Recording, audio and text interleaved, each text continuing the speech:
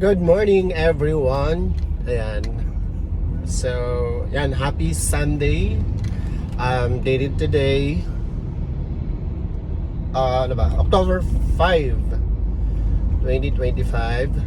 Ayan. Good morning everyone. It's another day, another biyahe tayo ngayon for today's video. So, yun lang naman yung ginagawa natin araw-araw.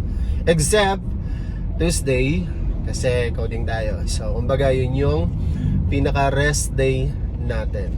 Okay? So, kanina habang natitrip ako, nagre-reminisce ako.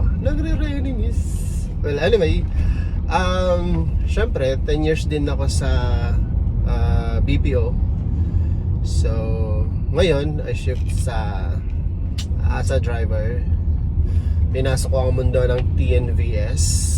And yan, the following pa yung mga next plan regarding with build our new career. Yan. So one of the reason kasi na pinili ko itong job na to, first of all is I can manage my time. Okay, so the good thing here is hawak ko yung oras ko anytime. Alam niyo yun, pwede ang bumiyahe, pwedeng hindi. So it depends. I remember kasi before on my regular job, parang alam mo yun,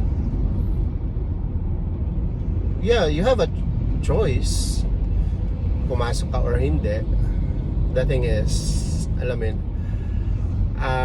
ang hirap kasi pag alam mo yun, may gusto kong gawin, may gusto kong puntahan. Unlike here is nakakagala kami anytime with my family.